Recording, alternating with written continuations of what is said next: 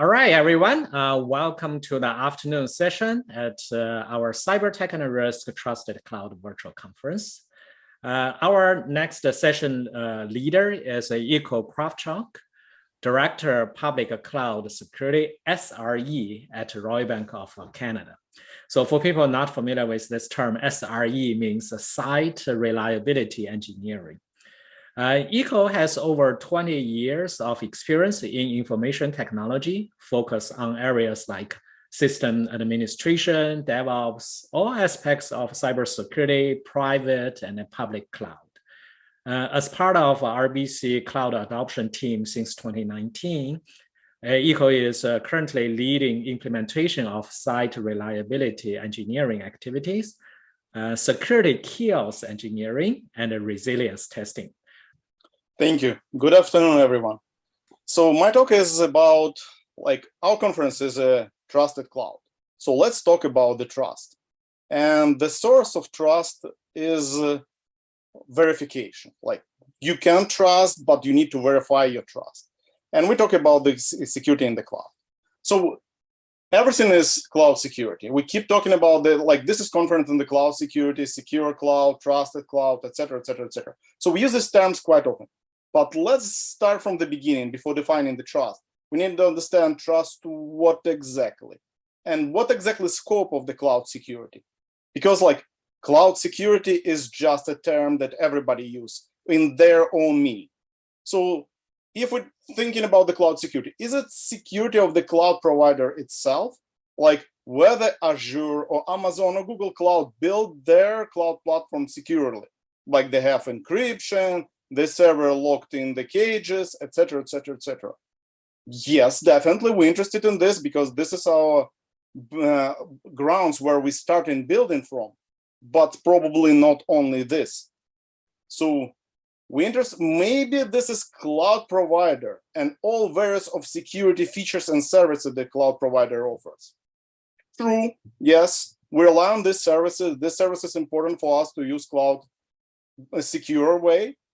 But as per shared responsibility model that presented numerous of times by all cloud providers and the experts, probably we take part of this responsibility ourselves. So cloud security includes not only cloud provider, but us. So it means cloud provider, their features, and these features need to be customer managed, not just use as is. So we're responsible for this cloud security, and these features of the cloud provider that we configure right way, part of the scope of the cloud security. And this could be just it, this is cloud security. But we never use cloud alone. We normally cloud used along with other services, because sometimes cloud provider missing some feature that we need to go and use third-party product. But sometimes we use cloud, but not sometimes, often we use cloud to deliver particular services and integrate this cloud with other services. So it will be cloud provider plus other components. So let's look on the quite realistic picture. So we have AWS, we have all these AWS services, we have Kubernetes cluster running there, we have Security Hub, Trusted Advisor, Config, Amazon VPC, IAM, and other bells and whistles. Awesome. But to deploy there, we need some probably Jenkins, Circle CI, GitHub Actions. So we need GitHub to store our code, or GitLab. So we have source code repositories, we have CI/CD servers, we have Artifactory to keep the artifact. Probably we need to verify security of the images before we push it to the cloud. But after that, we need to watch it. For sure, many cloud provider provides single pane of glass, but normally everybody trying to use multi-cloud approach, and situation get quickly out of control because you use third-party services. You see some names here, Splunk as an example of the SIEM, Datadog for the monitoring, Dynatrace, anything else.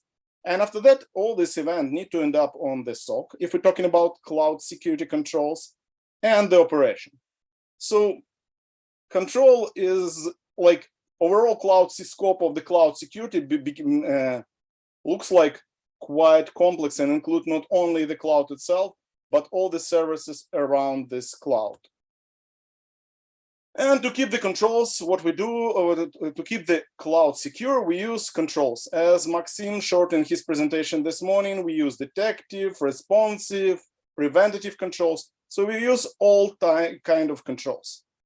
But because of the nature, how we use the cloud, nature of the cloud itself, which is quite complex, but the nature that we use cloud not alone, but interconnected with third-party services, mean that each cloud security control has a lot of moving parts. So on this slide, you see just an example of the control that has not much in it, actually. It's just standard AWS config that evaluate resources, some config event triggers, config rules, custom and default one. Custom config rule requires Lambda. We need CloudWatch event or even event bridge, as Amazon calls it right now. We need event rule, etc., etc., etc. So a lot of moving components that we have. To ingest the data from this and after that send it to SIEM, we might use Firehose. We might use for the push mechanism. We might use pull mechanism. We might use Security Hub, Splunk that actually or other SIEMs system.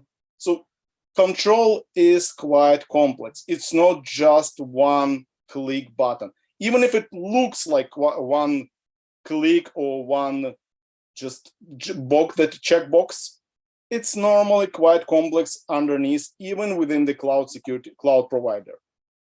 So let's continue 1 second. Okay, so when I'm talking about control, like what could possibly go wrong here?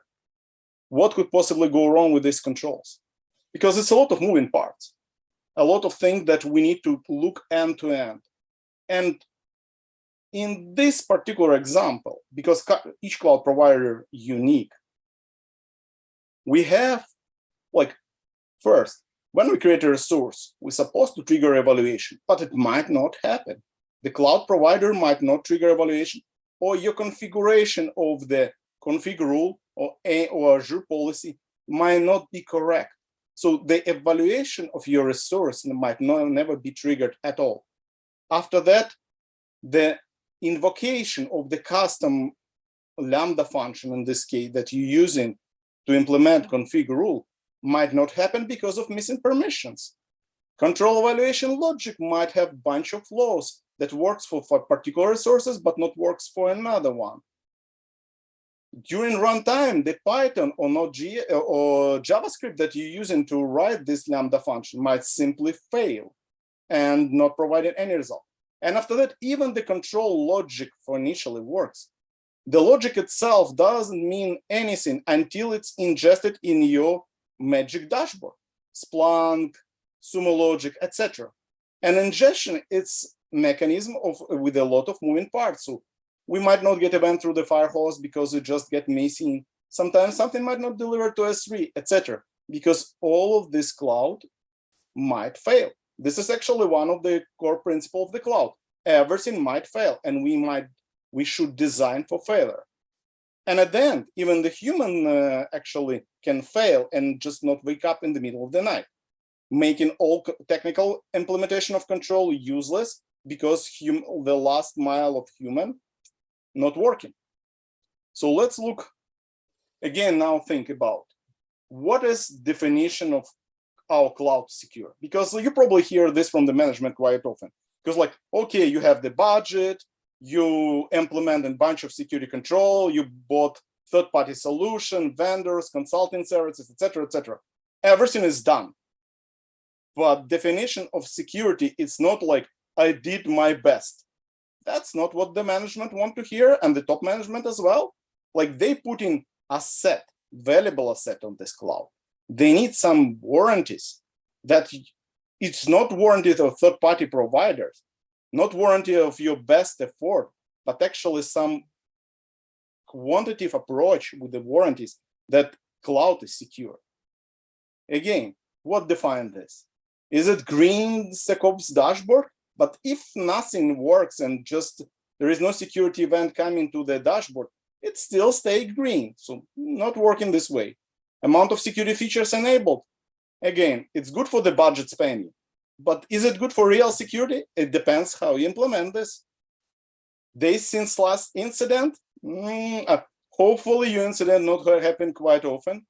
And again, what kind of incident? Major or minor? All of these are different. From my perspective, again, I'm talking about my perspective. What important and what's for me definition of the cloud secure is control coverage, because we agreed that we use control to secure the cloud.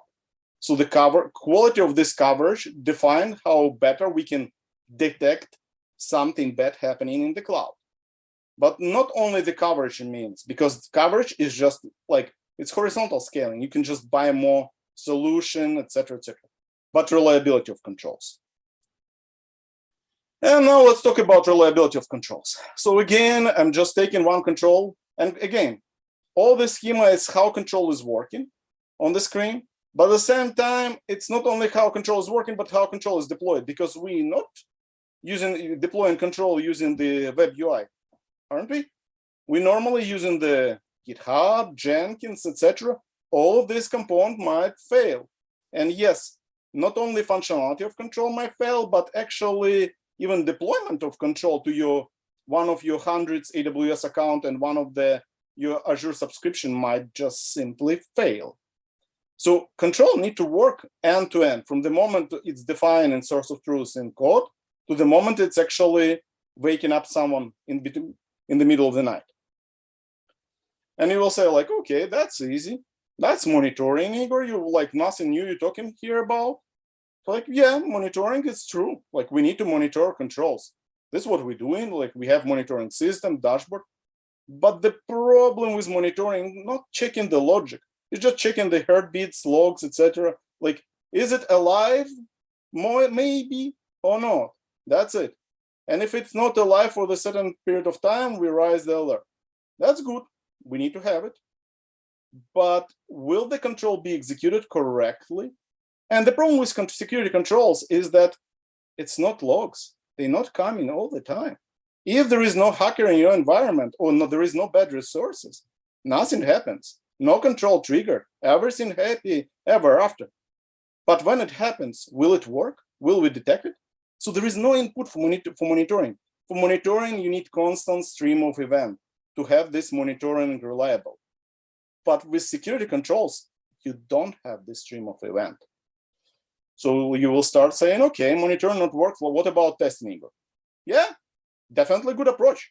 Let's test everything. Regular testing provides data for the monitoring. Good.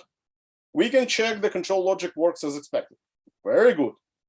We can see efficiency of control, whether it's control evaluated fast enough, because not control need to work, but control need to work fast enough to be useful in the cloud. Everything happened in the matter of seconds in the cloud. So let's talk about what not so good with this testing. I mean, testing is good, like no doubt we should use it, but there is some caveats there. So what about failure of the AWS or Azure itself? Like control rely on the cloud services. What if the cloud services fail? Can we test this? Not with just normal testing. What about something wrong with your ingestion? Like developer team, dev team or operation last week changed small things, deployed something, and your ingestion just broken, and your control events just not coming. Testing can help with this for sure, but if nothing broken and you're not testing regularly, you don't get much of this. So there we're using one of the buzzword, yeah, chaos engineering. But in this case, I can explain why chaos. We actually break all the things. We can disable cloud provider APIs that control rely upon and see how can we detect this? Yeah, control for sure will not work, like no doubt on this. But can we detect that control is just completely disabled? We can reconfigure the service. If we're talking about the config, you just disable config recorder point. Are we spotting this? Or will our control rely on the config servers to spot that config server is running? So we have circular dependency. Or we can change control configuration instead of invoking once in 1 hour, invoking once in a century. Or just wipe out all the controls, mute controls, prevent control evaluation from reaching the SIEM. interrupt monitoring data and logs, or even tamper the logs from the controls. Like you expect something to pass to your SIEM system that could say, this resource is unsecure. But what if I'm sending an event, the resource is secure to a SIEM? I mean, if I'm smart enough hacker, I can do this. So can you spot this? This is why we use chaos engineering. So, okay, Igor, I talk a lot about the problems. What about solution? Like, yeah, we know, like, we need to fix this. Okay, with any before building a solution, let's start with the requirements. So we need to be able to create some misconfigured resource. That's true. Resource itself is good, but sometimes we need to have sequence of events. Yeah, like somebody try to exfiltrate data, etc. So we need to create a bad behavior as well. Okay. We need to create chaos blocking some APIs. Okay, good. We should not have a lot of moving parts in our solution that we build into validate controls, because otherwise we need to use another solution to babysit our control validation solution, like control validation solution for control validation solution to validate solution. Not like this. After that, we need to verify control health and efficiency. That's why we build in this system.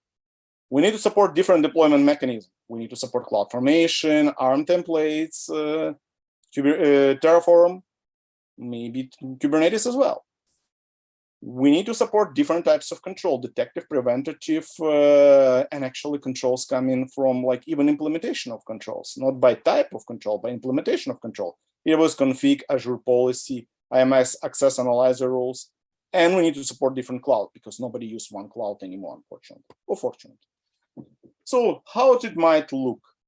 One approach that we find quite useful, it's to create two concepts. First is misdemeanor and its template, and experiment manifest.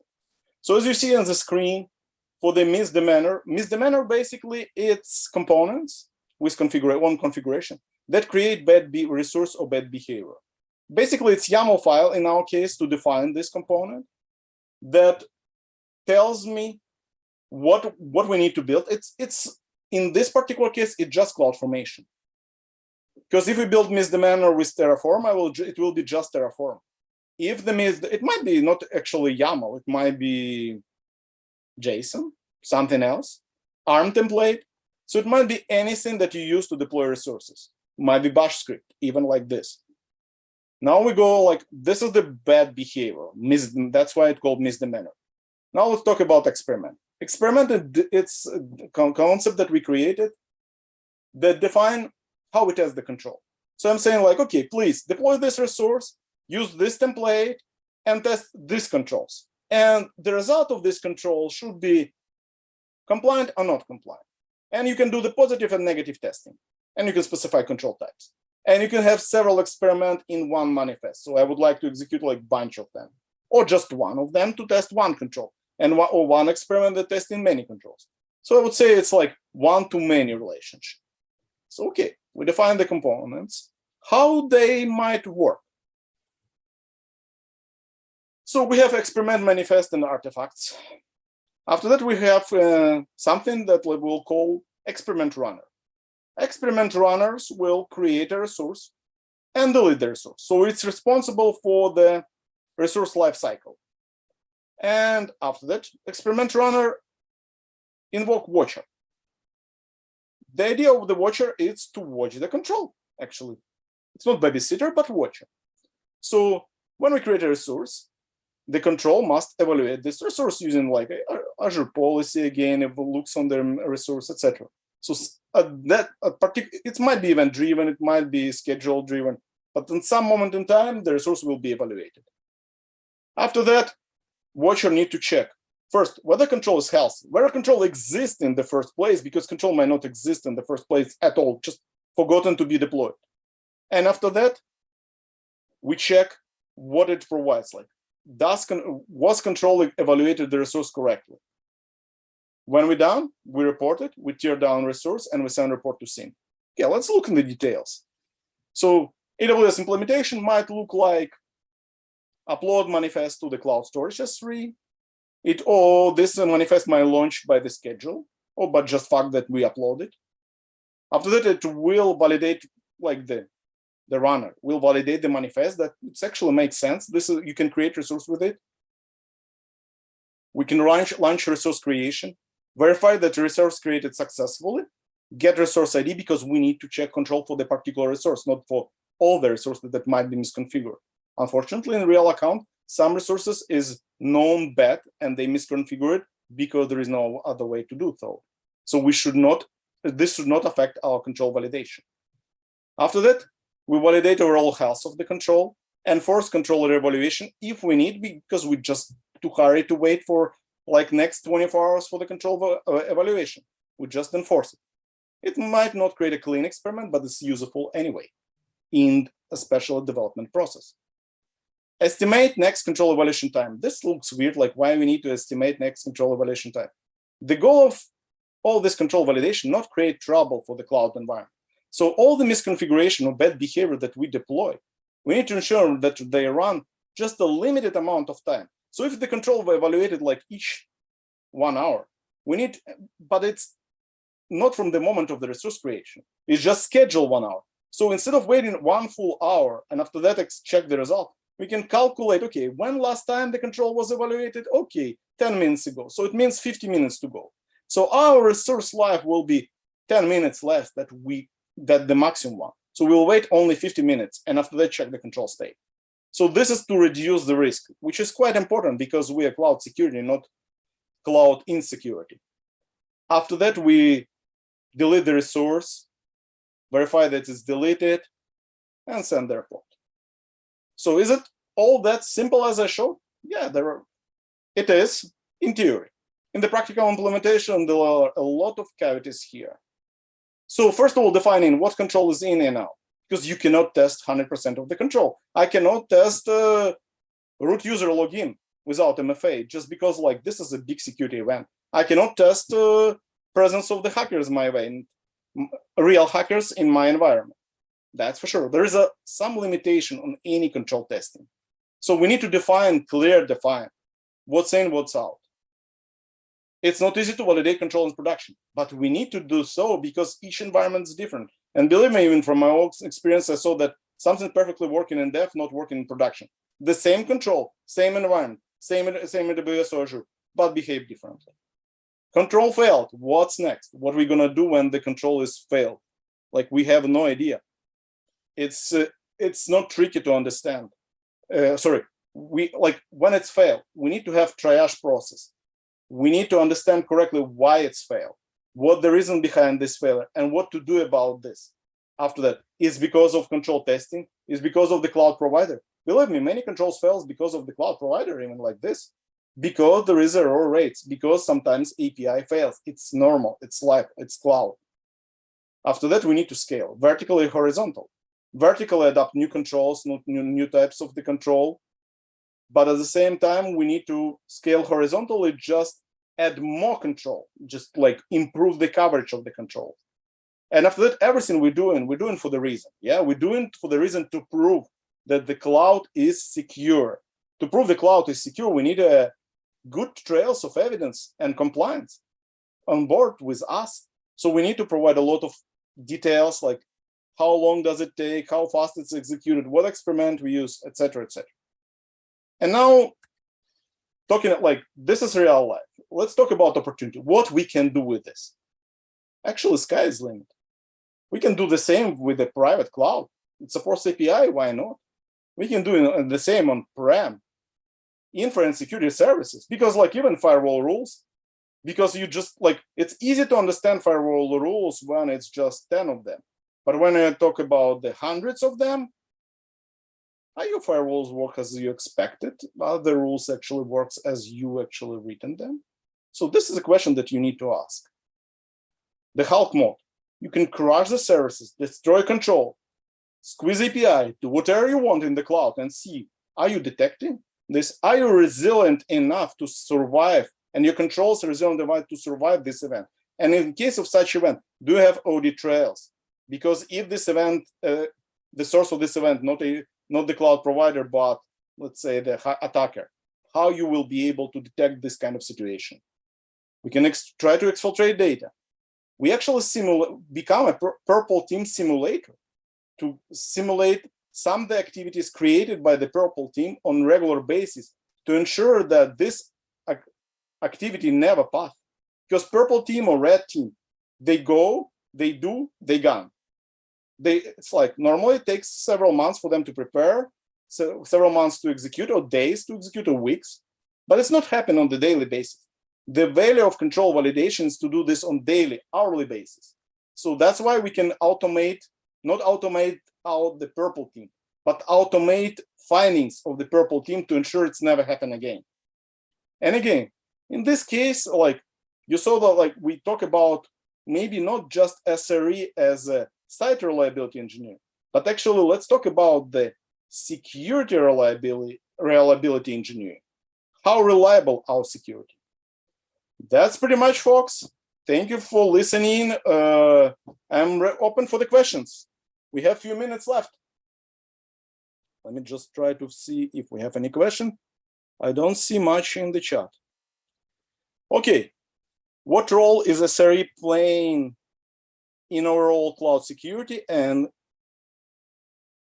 so the SRE, basically it's reliability. So with security, quite often security is just, there are a team of security guys or DevOps only, sometimes IT, who build the controls. It might be even third party, your consulting company. They build controls, they shuffle this over the fence, deploy it in the cloud environment. After that, we have another team that SOC, normal security operation. They're looking on the dashboard. But who looking this in between? That's where a security SRE team playing.